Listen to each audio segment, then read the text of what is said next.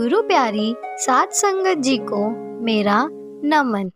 सात संगत जी, आज की साखी में हम जानेंगे कि हमारे पिछले कौन से कर्म होते हैं जिसकी वजह से हमें इस जीवन में कुछ कठिनाइयों का सामना करना पड़ता है, पर वह कुछ ज़्यादा बड़ी नहीं होती और गुरु के आशीर्वाद से हम उनका सामना कर लेते हैं और उसकी रहमत हमारे ऊपर हो जाती है।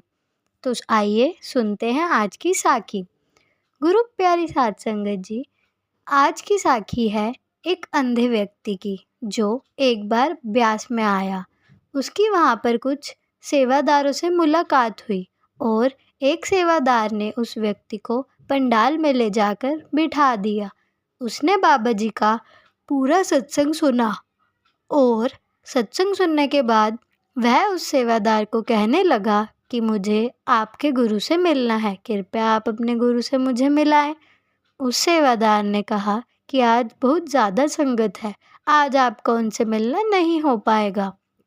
आप ऐसा करें, आज रात यहीं रुक जाए, कल का सत्संग सुनकर ही जाए, आज रात आप मेरे पास ही रह ले। उस अंधे व्यक्ति ने वैसा ही किया। अगले दिन फिर वह सत्संग सुनने पंडाल में गया। उस सेवादार ने उस अंधे व्यक्ति को पंडाल में साइड में बिठा दिया। उसने वह सत्संग भी महाराज जी का पूरा सुना और उस सत्संग में भी महाराज जी ने नामदान की बात ही बताई, नामदान की अहमियत बताई। तो उसके अंदर तड़प लग गई कि मुझे भी नामदान लेना है। वह सत्संग सुनते सुनते रो पड़ा। उसकी आंखों में से आंसू टपक रहे थे, तो उससे रहा नहीं गया, तो वह नामदान लेने के लिए लाइन में लग गया। तो सेवादारों ने उसे निकाल दिया और कहा कि आपकी आंखों की ज्योति नहीं है, इसलिए आपको नामदान नहीं दिया जा सकता। उस व्यक्ति ने कहा कि अगर ऐसा है तो मुझे अपने गुरु से मिलाए, मुझे उनसे बात करनी है। बाबा जी के सामने उसे पेश किया गया तो महाराज जी ने भी यही बात कही। तो वह अंधे व्यक्ति ने कहा कि फिर ऐसा करो, जहाँ पर मुझे नामदान मिल सकता है वहाँ पर मुझे भेज दो। महाराज जी ने उसकी बात सुनकर उन सेवादारों को कहा कि भाई इसे पीछे ले जाकर बिठा दो। वैसा ही किया गया, उसे पीछे जाकर बैठा दिया गया। जब बाबा जी ने सभी संगत को नामदान दे दिया तो आखिर में उसे कहा, भाई अब खड़ा हो। वह खड़ा हो गया और उसे कहा कि मेरी तरफ देख, यह चेहरा तेरे काम आएगा। जब उसने आँख उठाकर देखी तो उसकी आँखों की ज्योति आ गई। उसने महाराज जी को देखा।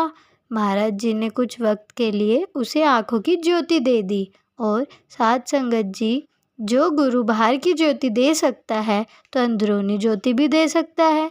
कुछ अभ्यास करने के बाद वह अंधा व्यक्ति ज्ञान को प्राप्त हुआ। उसकी अंदर की आँख भी खुल गई, उसने सब जान लिया। तो वह एक बार महाराज जी का सत्संग सुनने दोबारा डेरे में आया। तो सत्संग सुनने सुनते वह बीच में खड़ा हो गया और कहने लगा, मुझे कुछ बात करनी है। तो महाराज जी ने कहा कि अभी रुक जाओ, थोड़ी देर बात कर लेना। महाराज जी ने कहा कि इतनी भी क्या जल्दी है भाई, बैठ जा। लेकिन कुछ देर बाद वह फिर खड़ा हो गया और कहने लगा, महाराज जी रहा नहीं जाता, मुझे बात करनी है। महाराज जी ने कहा कि ले भाई, चला ले जो बंदूक तूने चलानी है। सारी संगत को कहने लगा, मेरे भाई बहनों, यह कोई इंसान नहीं है, यह पूर्ण सद्गुरु रब है। इंसान मत समझना इनको।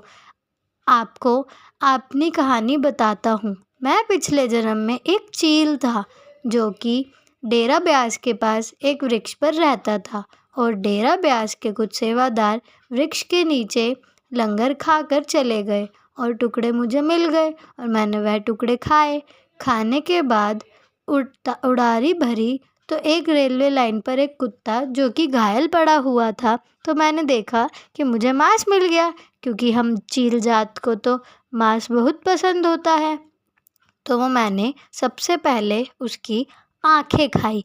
इसी कारण मुझे इस जन्म में आँखों की ज्योति नहीं मिली, लेकिन मेरे सद्गुरु ने मुझे सब दे दिया जो मुझे चाहिए था।